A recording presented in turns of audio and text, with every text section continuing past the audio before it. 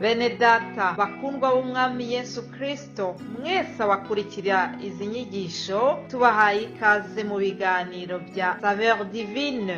Ibi biganiro mu bitegurirwa n'abavugabutumwa bwiza batandukanye, akaba ari umuhamagaro ugendera ku ijambo ry'Imana byanditse mu gitabo cy'ubutumwa bwiza uko bwanditswe na Matayo ibice 24 umurongo wa 14. Kandi ubutumwa bwiza bw'ubwami buzigishwa mu isi yose ngo bube ubuhamya bwo guhamiriza amahanga yose, nibwo imperuka izahera ko ize. Ibi biganiro mubikurikira ku channel ya YouTube yitwa Saveur Divine. Tubifurije kugubwa neza. Imana Data ari nayo So ibaha umugisha.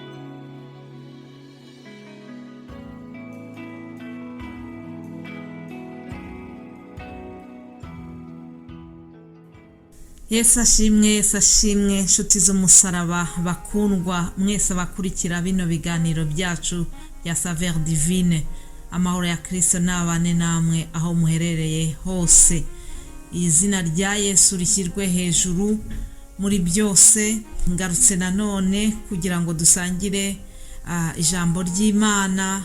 Mbere yuko tuvuga ku byerekeranye nuko Imana yacu ariyo kwizerwa, munyemerere mbasomere ijambo navuze ko ari ry'urufunguzo n'amagambo meza tubona muri Zaburi ya 91 uhereye ku murongo wa 14.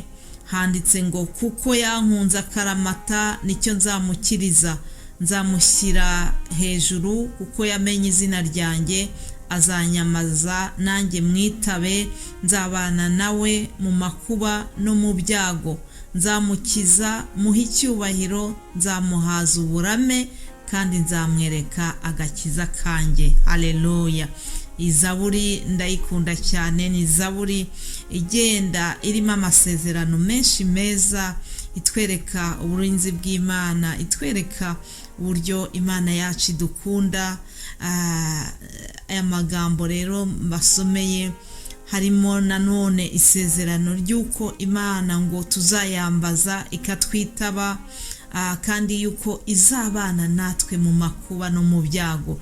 Ndakwifuriza kugira ngo ubone uburinzi bw'Imana, uzumve Imana iri hamwe nawe ikwegereye cyane muri uku kwezi kwa 11 dutangiye.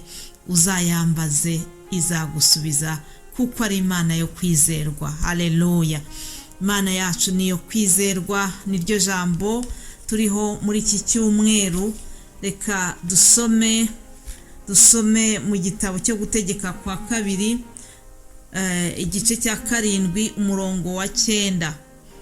Gutegeka kwa 2 igice cya 7 umurongo wa 9 haranditse ngo nuko none menya yuko Uwiteka Imana yawe ariyo Mana, ni Imana yo kwizerwa, ikomeza gusohoreza isezerano no kugirira ibambe abayikunda bakitondera amategeko yayo, ikageza ku buzukuruza babo bibihe igihumbi. Haleluya.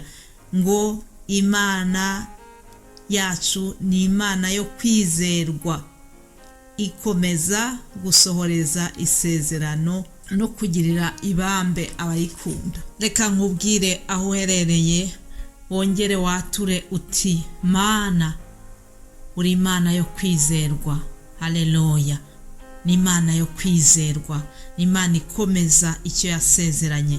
Ejo nababwiye kubyerekeranye n'ukuntu Imana yagiye mu rugo rwo kwa Zakariya na Elizabeti, hanyuma yohereza umumarayika wayo ajya muri urwo rugo abaha isezerano ryiza ry'uko bazabona umwana w'umuhungu. Marayika babwira uko bazamwita. Twabonye yuko Zakariya yagize ugushidikanya.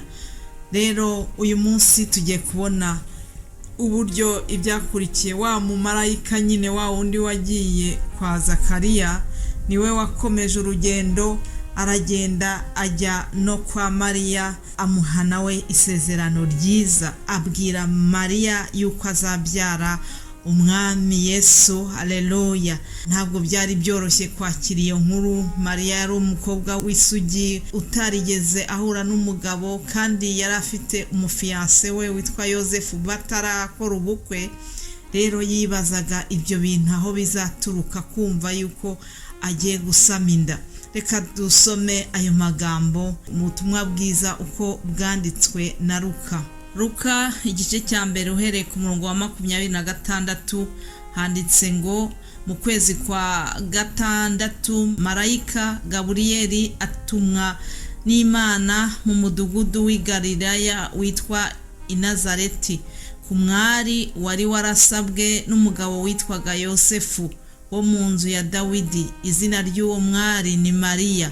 Amusanga aho yarari aramubwira ati, ni amahoro, uhiriwe, umwami Imana iri kumwe nawe. Ariko we ahagarika umutima cyane w'iryo jambo, atekereza iyo ndamutso icyo ari cyo. Marayika aramubwira ati, witinya Mariya, kuko uhiriwe ku Mana, kandi dore uzasama inda, uzabyara umuhungu, uzamwite Yesu. Azaba mukuru, azitwa umwana w'isumba byose, kandi umwami Imana izamuha intebe y'ubwami ya sekuruza Dawidi. Azima mu nzu ya Yakobo iteka ryose, ubwami bwe ntibuzashira. Mariya abaza marayika ati, ibyo bizabaho bite ko ntararyamana n'umugabo? Marayika aramusubiza ati, umwuka wera azakuzaho n'imbaraga zisumba byose zizagukingiriza, nicyo gituma uwera uzavuka azitwa umwana w'Imana. Kandi dore mwene wanyu Elizabeti nawe afite inda y'umuhungu yo mu zabukuru, witwaga ingumba, none uku ni ukwezi kwe kwa 6, kuko ari nta jambo Imana ivuga ngo rihere. Aleluya. Kuko ari nta jambo Imana ivuga ngo rihere. Iri jambo rwose urifate mu mutwe, nta jambo Imana ivuga ngo rihere. Mariya aramubwira ati, dore ndi umuja w'umwami Imana, bimbere ukuvuze. Nuko marayika amusigaho aragenda. Imana ishimwe cyane. Uyu mwari yari umuntu rwose uciriritse, ntabwo yavukaga mu muryango ukomeye, ariko Imana yacu kubw'ubuntu bwayo, kubw'urukundo rwayo, kubw'ubumana bwayo, kubw'ubudahangarwa bwayo, yewe niwe yahisemo, ahitamo yuko ari we uzasama inda y'umwami Yesu. Ahitamo yuko ari Mariya uzabyara wa Mesiya wari utegerejwe kuva imyaka myinshi. Nuko Imana imugirira ubuntu, uyu mwari aba ari we uhitwamo kugira ngo azasame inda ya Yesu. Ntabwo byari byoroshye kwakiriye inkuru marayika amuzaniye. Muribaza namwe, mwumve umuntu wari wifitiye umufiance ategereje ubukwe, hanyuma bakaza bakamubwira yuko agiye gusama inda. Ntabwo cyari ikintu cyoroshye, ariko nakunze cyane uburyo yabyitwayemo. Mariya yarabyakiriye, nubwo yabanje kubaza ikibazo gikomeye ati, ese ibyo bizabaho bite ko ntararyamana n'umugabo? Yewe Mariya we, umenye yuko byose bishobokera uwizeye, kandi ku Mana byose birashoboka. Urumva Mariya yarebaga nk'umwana w'umuntu, kandi birumvikana, ariko Imana yacu niyo kwizerwa, ni Imana iri hejuru ya byose. Rero ibyo yari yateganyije kuri Mariya niko byagenze.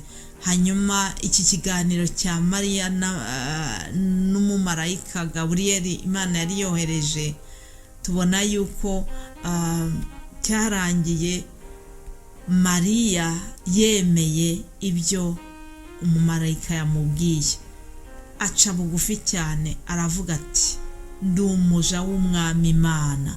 Ni nkaho yavuze ati, Imana niyo mwami wanjye, Imana niyo itegeka ubuzima bwanjye, Imana izankoresha icyo ishaka, ntabwo mburana nayo, ndabyemeye. Aravuga ati, bimbere uko uvuze. Nuko marayika amusigaho ngaho, bimbere uko uvuze. Nshuti zanjye, byamubereye uko yabyizeye koko, byamubereye uko marayika yabivuze. Igihe cyarageze yanda arayisama koko nk'uko marayika yari yabivuze. Hanyuma n'igihe cyo kuvuka kwa Yesu kiragera. Imana ishimwe ngo kuko ari nta jambo Imana ivuga ngo rihere, ni Imana yo kwizerwa. Niba nawe hari icyo Imana yavuganye nawe, yaba yavuganye nawe mu ijambo ry'Imana cyangwa se yaragutumyeho umuhanuzi, umumarayika uyu n'uyu w'umuhanuzi nk'uko byagenze kuri Mariya, ndakwinginze kugira ngo nawe wizere, utegereje wihanganye, kuko Imana yacu niyo kwizerwa, ntabwo ari umuntu ngo yivuguruze. Ndakwifuriza rero kugira ngo ugubwe neza mu kumva rino jambo mu izina rya Yesu, amen.